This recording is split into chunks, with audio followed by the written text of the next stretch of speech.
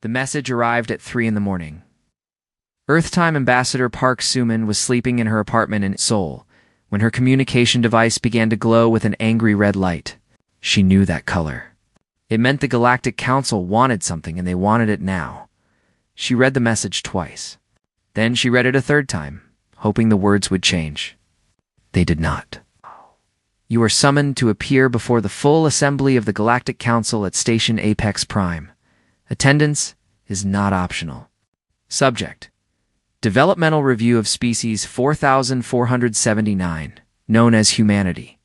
Suman had been Earth's ambassador to the galaxy for 12 years. She had seen many things in that time. She had watched alien species argue over trade routes and mining rights. She had smiled through endless ceremonies and listened to thousands of speeches. But she had never seen those two words put together before. Developmental Review. She made calls. She woke up important people. Within 2 hours, she was on a ship heading to Apex Prime, the massive space station where the Galactic Council held its meetings. The journey took 6 days. Suman spent that time reading old files and historical records. What she found made her feel cold inside. Developmental Review had been used 17 times in the last 10,000 years. Every single time, it ended the same way. The species being reviewed lost everything. Their worlds, their freedom, their future. The Galactic Council was not a government. It was a club for the powerful. The oldest and strongest species made the rules, and everyone else followed them or suffered the consequences. Humanity had joined this club 50 years ago. Right after first contact, they had kept their heads down. They traded fairly. They caused no trouble. They smiled and nodded and acted like good little newcomers to the galactic stage. And now, it seemed none of that mattered. Apex Prime was enormous. It hung in empty space between star systems, our artificial world made of metal and light. Ships from 100 different species came and went constantly. Suman's small vessel was barely noticed as it docked. She walked through long corridors filled with aliens of every shape and size. Some walked on 2 legs like humans. Others floated or crawled or moved in ways that hurt her eyes to watch. They all ignored her. Humans were not important enough to notice. The council chamber was a vast circular room with seats rising up like a stadium. Representatives from over 200 species sat in those seats, watching as Suman entered alone. At the center, on a raised platform, sat the 5 High Arbiters. These were the leaders of the oldest and most powerful species in the known galaxy. They had ruled for longer than human civilization had existed. The one in the middle was named Vorn. He was tall and thin, with gray skin and eyes that held no warmth. When he spoke, his voice echoed through the chamber like thunder. Species 4479, Humanity. You have been summoned to answer for your developmental status. She had practiced remaining calm in situations like this. May I ask what concerns the Council has with Earth's development? Vorn smiled. It was not a pleasant smile. You may not. You are here to listen, not to question. He pressed a button, and holographic images appeared in the air. They showed Earth's colonies. 12 worlds that humanity had settled over the past 5 decades. Farms, cities, families. The Council has determined that humanity has expanded beyond its appropriate boundaries, Vorn announced. Your species is young. You lack the wisdom to manage so many worlds. Therefore, we offer you protection. Suman knew what that word meant. Protection. It was the word the Council used when they wanted to take something. What does this protection require from us? She asked. Another arbiter, a creature with too many arms, leaned forward. 40% of your colony worlds will be transferred to Council administration. You will provide annual tribute in rare minerals and resources. And you will allow Council military forces to establish bases within your home system. The chamber was silent. 200 species watched Suman, waiting to see how the human would react. Most of them had seen this before. They knew how it ended. Suman kept her face perfectly still. Inside, her heart was pounding. And if we decline this generous offer? Vorn laughed. The sound was cold and sharp. You do not decline. No species has ever declined. You will accept, or you will face the consequences. The Council commands a fleet of 3,000 warships. Your entire species commands less than 200. The mathematics are simple. He raised one long finger. You have 30 standard days to deliver your acceptance. Use that time wisely, Ambassador. Convince your leaders that cooperation is the only path forward. Suman wanted to argue. She wanted to shout that this was wrong, that humanity had done nothing to deserve this treatment. But she was a diplomat. She knew that words spoken in anger were words wasted.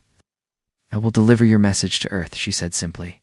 We will give you our answer in 30 days. She turned and walked out of the chamber. She did not look back. The journey home felt longer than the journey out. Suman spent it writing reports and preparing for what came next. She knew the leaders of Earth would not take this news well. She was right. The United Nations. Emergency assembly was called within hours of her return. Every nation on Earth sent representatives. They gathered in a massive underground facility built specifically for moments like this. Suman told them everything. She showed them the files about the 17 species that had been absorbed before. She explained what the Council really meant by protection. The room erupted into chaos. Some leaders demanded immediate surrender. The Council was too powerful, they argued. Fighting would only lead to destruction. Better to accept bad terms than to die. Others called for war. They spoke of human pride and dignity. They said that some things were worth fighting for. Even against impossible odds, General Yoon Minho stood and silenced the room with his presence alone. He was a tall man with gray hair and eyes that had seen too much. We have 30 days, he said. Before we decide anything, we need to understand all of our options. All of them. He looked across the room to where Admiral Kang Taiwu sat quietly in the corner. The Admiral had not spoken a single word since the meeting began. He simply sat there, reading something on a small tablet, his face completely blank. Admiral Minho said, "You have been very quiet. Do you have nothing to say?" Taiwu looked up slowly. He studied the faces around him, all those frightened and angry leaders.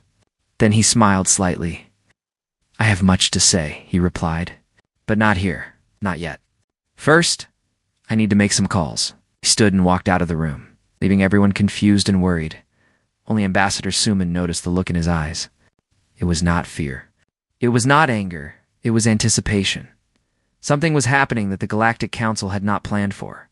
Something that would change everything. Suman just hoped it would be enough.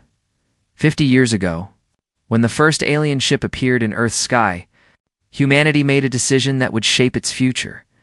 The ship was from the Galactic Council. It carried diplomats who smiled too much and spoke words that sounded friendly but felt wrong. They offered humanity membership in their great civilization. They promised trade, technology, and protection. Earth's leaders were not fools. They smiled back and accepted the offer. But behind closed doors, they asked questions. They studied the diplomats. They learned everything they could about this new galaxy they had entered. What they found terrified them. The Galactic Council was not a family of equals. It was a hierarchy built on power and fear. The oldest species sat at the top, taking what they wanted from those below. Younger species were tolerated as long as they remained useful and weak. The moment they became inconvenient, they were absorbed. Their worlds were taken. Their people became servants. 17 civilizations had suffered this fate. Some had tried to resist. They were crushed. Some had tried to run. They were hunted. Some had tried to hide. They were found. There was no escape from the Council's power, or so everyone believed. Earth's leaders made a choice. They called it the Grey Doctrine.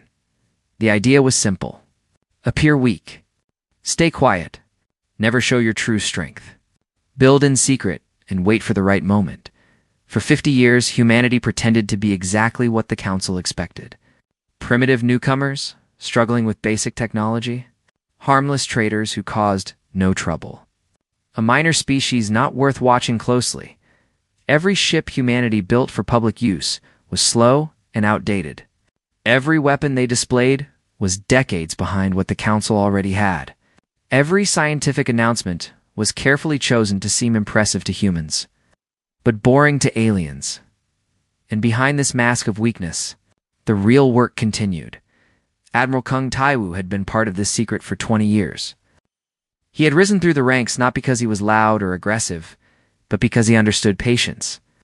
He knew that the greatest victories came not from fighting harder, but from fighting smarter. Now, in a secure room deep beneath the mountains of Korea, he gathered the people who knew the truth. General Yoon Min-ho was there. So was Ambassador Park Soo-min. But the most important person in the room was a woman named Dr. Cha Yuna. Yuna was small and quiet, with glasses that made her look like a librarian. But she was the most dangerous person on Earth. She led a program called Project Midnight Sun. What she had built in the past 50 years would change the galaxy. Show them, Taiwu said. Yuna touched a control panel. The walls of the room transformed into screens showing ships, weapons, and technology that made even Minho gasp. We call this the real fleet, Yuna explained. 342 vessels. The Council thinks we have less than 200 slow transport ships. They are wrong. She pointed to a sleek warship on the screen.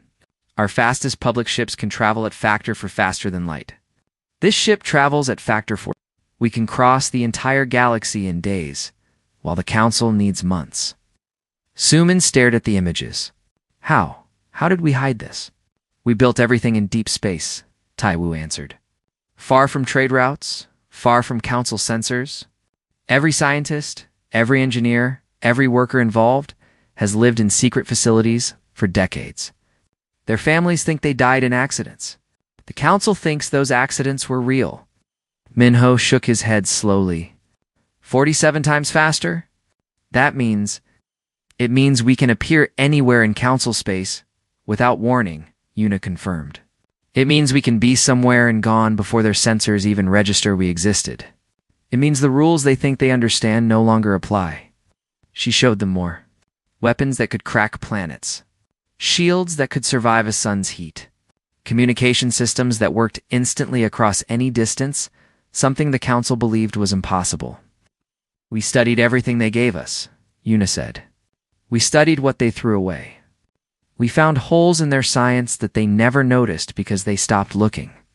They became comfortable. They stopped improving. We did not. Soo-min sat down heavily. Her mind was racing. 50 years. You kept this secret for 50 years, we had to Taiwu said. The Grey Doctrine required it.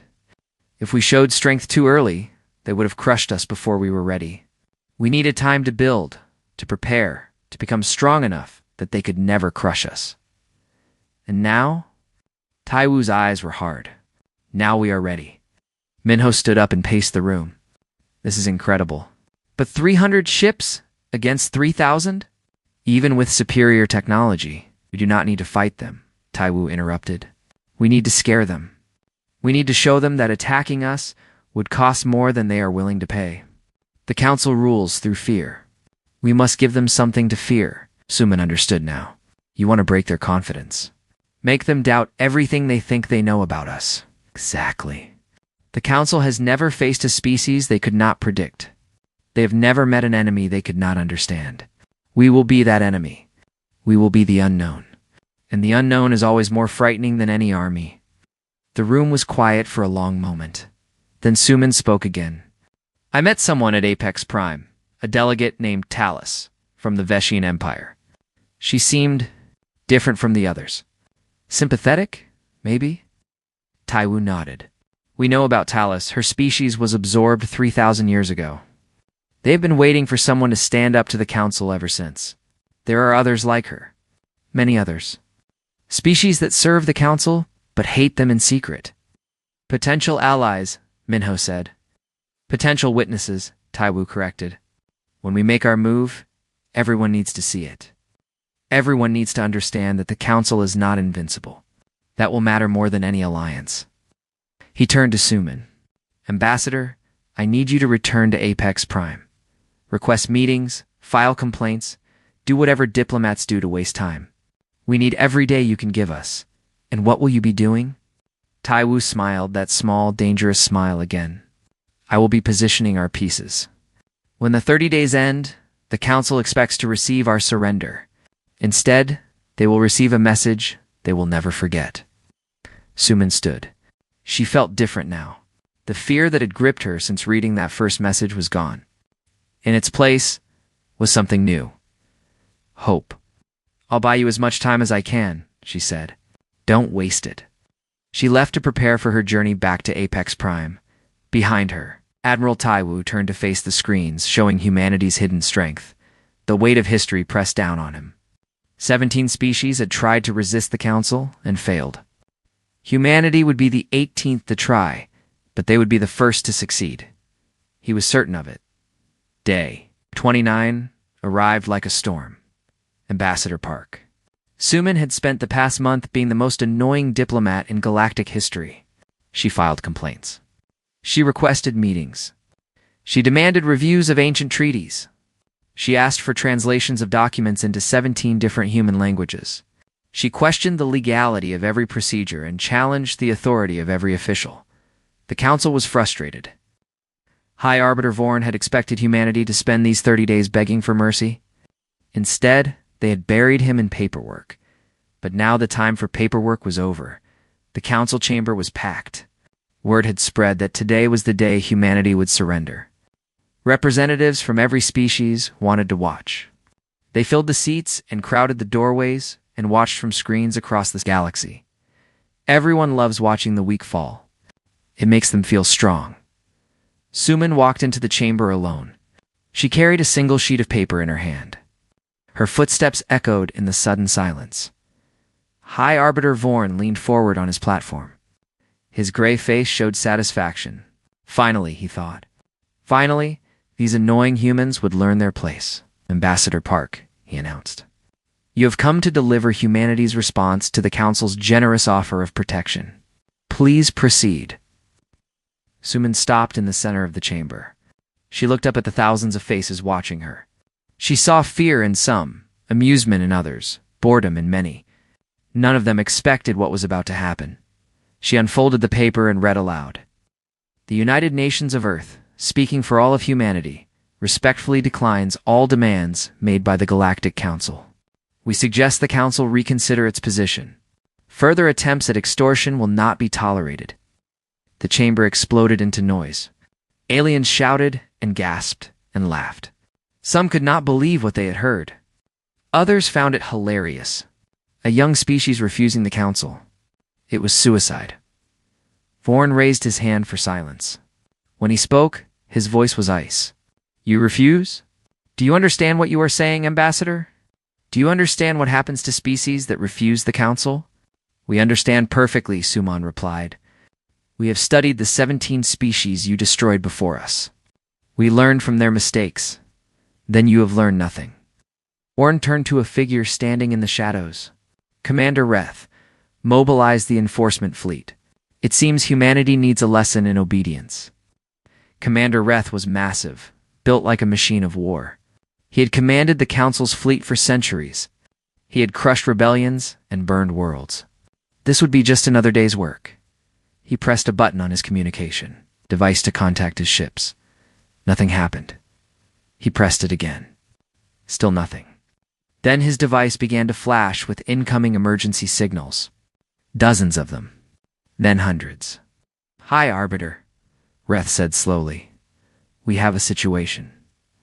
"What kind of situation?" Reth looked up, and for the first time in anyone's memory, there was confusion in his eyes. Human ships have appeared everywhere. 17 locations across Council space. They appeared simultaneously, without warning. Our sensors detected nothing until they were already there. The chamber fell silent again. This time, there was no laughter. Vorn's face changed color. "That is impossible. Humans have slow transport ships. They cannot move fleets across the galaxy in secret." "These are not transport ships," Reth said. "These are warships. Designs we have never seen before. And they are moving faster than anything in our records." A massive holographic display activated in the center of the chamber. It showed a map of Council space, with 17 red dots marking human fleet positions. The dots were moving, dancing around Council defenses like they were standing still. One of the dots was directly outside Apex Prime. Suman smiled. "I believe my colleagues have a message for you." A new voice filled the chamber. It came from Captain Beek Ji-hoon. commander of the flagship Indomitable. His image appeared on every screen. Council members, Ji-hoon said calmly, "We are not here to fight. We are here to demonstrate. Please watch carefully." On the display, the human ships began to move. They jumped in and out of faster-than-light travel like it was nothing. They appeared in one place, disappeared, and appeared in another location light years away in the same second. They flew in perfect formation across impossible distances. The Council's best ships needed hours to calculate a single jump. These humans were jumping every few seconds, navigating the galaxy like it was a swimming pool. Then all 17 fleets performed the same maneuver at the exact same moment. They flew toward Council defense stations, passed within meters of their hulls, and vanished before a single weapon could lock onto them. When the ships reappeared, they were back in their original positions. The entire demonstration had taken less than 3 minutes. "We have shown you what we can do," Ji-hoon announced. "We have chosen not to use these capabilities for violence. But make no mistake, if the Council attacks Earth or any human colony, we will respond, and you will not see us coming." The display went dark. The chamber was absolutely silent. 200 species sat frozen, trying to understand what they had just witnessed. Everything they knew about power and strength and safety had just been turned upside down. High Arbiter Vorn gripped the arms of his seat so hard that the metal bent under his fingers. His face was a storm of emotions: shock, anger, fear, and something he had not felt in a very long time: doubt. "This changes nothing," he said, but his voice lacked its earlier confidence. "The Council still commands 3,000 warships. You have shown us tricks, nothing more." Suman stepped forward. "Those tricks, as you call them, allow us to be anywhere in your space within minutes. Your 3,000 ships cannot defend 3,000 locations at once. You cannot protect your worlds, your stations, your trade routes. You cannot even protect this room." She let that sink in. Ow! "We do not want war," she continued. "We never wanted war. We only wanted to be left alone. So here's our counteroffer. Leave humanity in peace. Stop your extortion. Treat us as equals. And we will be happy to cooperate with the Council in matters of mutual benefit." Warren said nothing. He could not think of anything to say. Sumin turned and walked toward the exit. As she passed Delegate Talus, she saw something in the alien woman's eyes. It was hope. Other delegates were whispering to each other. Species that had been silent for centuries were suddenly finding their voices. If humans could stand up to the Council, maybe they could too. Sumin kept walking. Behind her, the galaxy was changing. The old rules were breaking. The Council's grip on power was slipping, and humanity was just getting started. The Council did not sleep that night. High Arbiter Vorn called emergency meetings with his intelligence chiefs. He demanded answers. How had humanity developed this technology? How had they hidden it? Who had failed to notice? Someone had to be punished for this disaster, but his chiefs had no answers. They had watched Earth for 50 years. They had spies in human governments. They had agents monitoring human research facilities. Everything they saw confirmed that humanity was exactly what they appeared to be: a young, weak species with nothing special about them. "We monitored their communications," one chief said, his voice trembling. "We inspected their ships. We studied their weapons. Everything matched what they showed us publicly." "Then you were fooled," Vorn spat. No, High Arbiter. "We were shown exactly what they wanted us to see." The words hung in the air like poison. Across Council space, panic spread. Species that had felt safe for millennia suddenly felt exposed. The human fleets had appeared at 17 strategic locations. Not random points in empty space. Strategic locations. Places that mattered. Military bases, trade hubs, communication centers. The humans had known exactly where to appear for maximum effect. That meant they knew things about Council space that they should not know. They had intelligence that should have been impossible to gather. How long had they been watching? How much did they really know? On Apex Prime, Delegate Talus received a message requesting a private meeting. It came from Ambassador Park Sumin. They met in a small garden near the edge of the station, where plants from 100 worlds grew in careful arrangements. Talus found Suman sitting on a bench, looking at the stars through a massive window. "Your people have done something remarkable," Talus said as she sat down. "In 3,000 years of service to the Council, I have never seen the Arbiters so afraid." "We did not want them to be afraid," Suman replied. "We wanted them to respect us. Fear will do for now."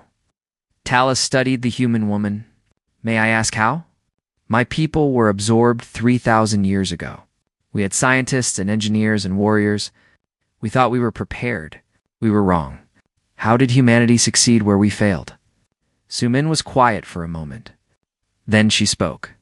"When your people were absorbed, how much warning did you have?" "None. The Council arrived with demands one day.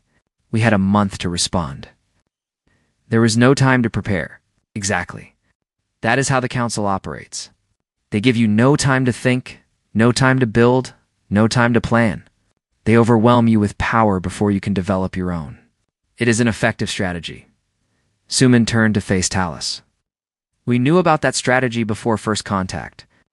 We found records of absorbed species in old transmissions floating through space.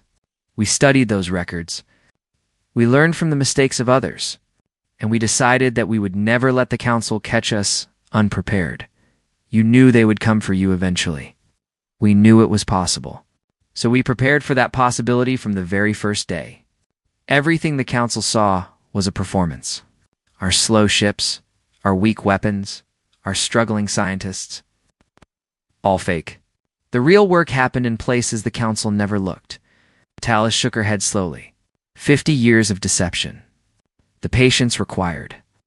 "Patience is a human strength," Suman said. "We are good at waiting. We are good at suffering in silence while we build towards something better. It is not pleasant, but it works." The next day, Admiral Kung Tai-Wu appeared before the Council via holographic transmission. His image stood in the center of the chamber, calm and controlled, while the Arbiters watched with barely hidden anger. "I am here to explain," Tai-Wu said. "Not to threaten. Not to boast. Simply to explain." Vorn glared at him. "Explain then. Explain how you deceive the greatest civilization in the galaxy." "Where I come from, we have a saying. The nail that sticks up gets hammered down. It means that showing strength invites attack. So we learned not to show strength. We learned to look weak while becoming strong." He began to walk around the chamber, his holographic form passing through seats and delegates. "You've watched us for 50 years. Your spies reported everything they saw. But they only saw what we allowed them to see. Your technology scanned our ships, but we gave you ships designed to be scanned. Your agents infiltrated our governments, but we fed them information we wanted you to have." General Yoon Minho's image appeared beside Tai-Wu. "We identified your observation methods in the first year of contact. We built our entire public infrastructure to satisfy those observations while hiding our real capabilities. You were not watching us. You were watching a show." The Arbiters shifted uncomfortably. The idea that they had been manipulated so completely was difficult to accept. Vorn demanded. "How did you develop technology that surpasses our own?" "You are children. We have advanced for millions of years." Dr. Cha Yuna's image appeared next. "That is exactly why," she said. "You stopped advancing. You reached a level of power that seemed unbeatable, and you became comfortable. You stopped asking questions. You stopped trying to improve.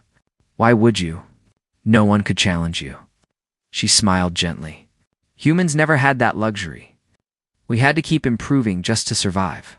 We had to question everything, test everything, push every boundary. We found gaps in your science that you never noticed because you stopped looking.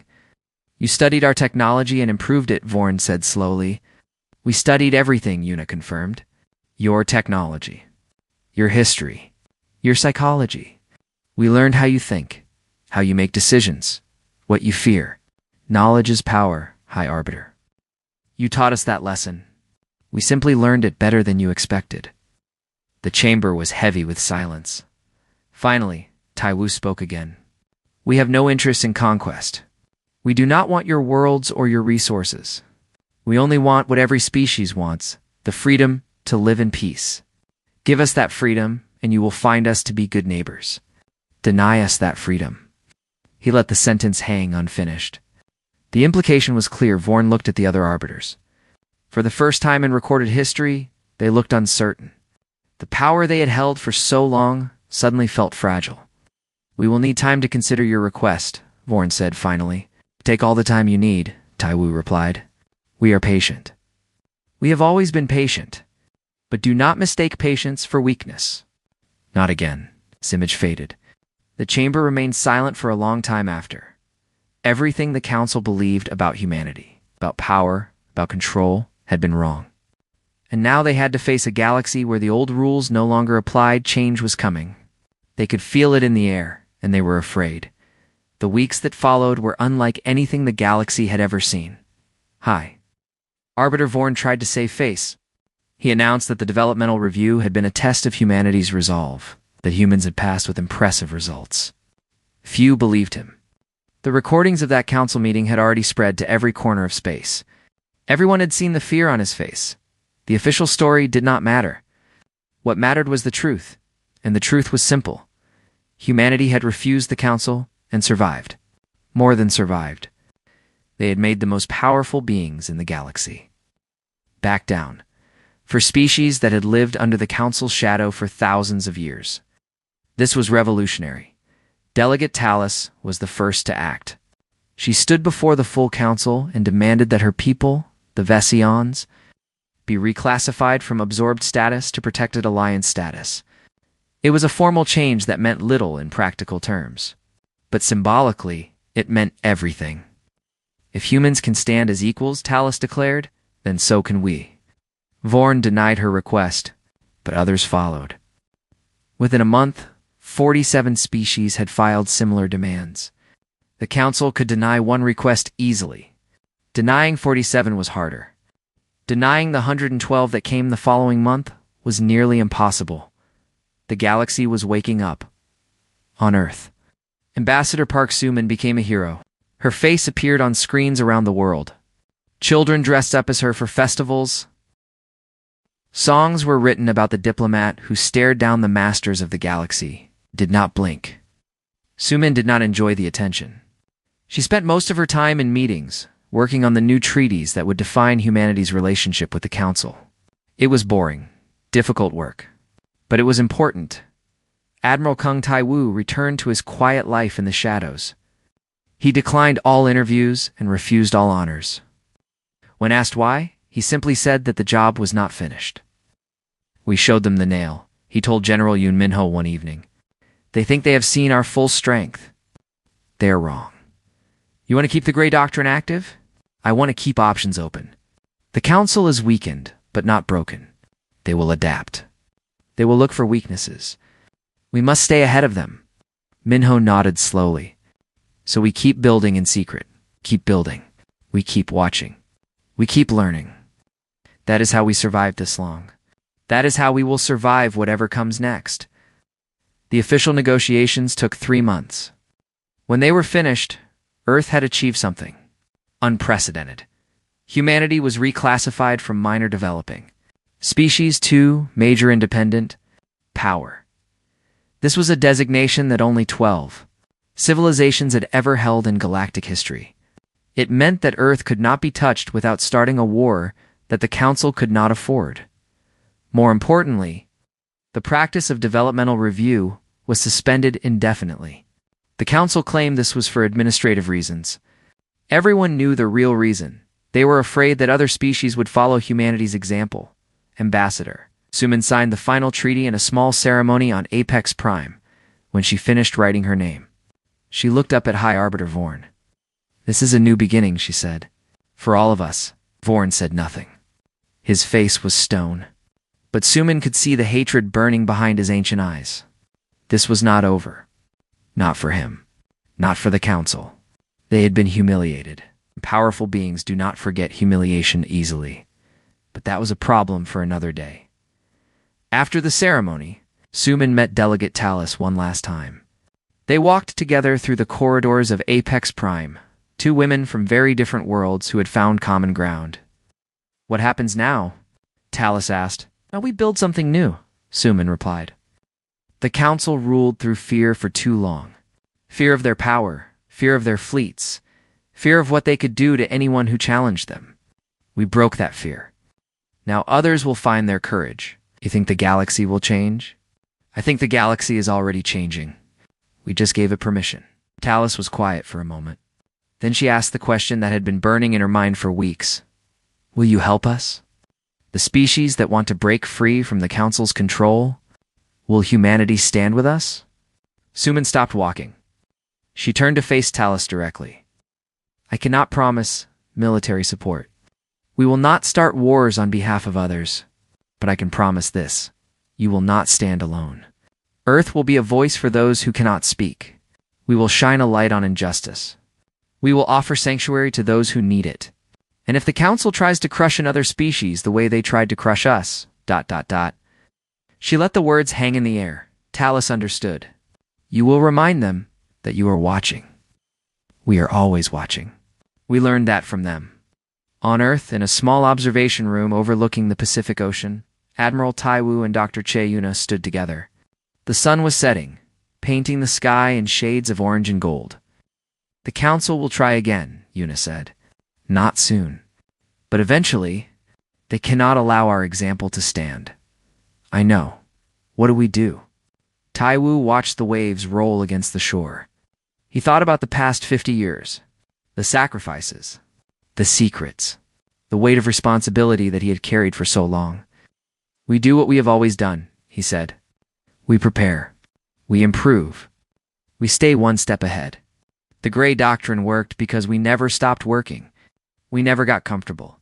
We never assumed we were safe.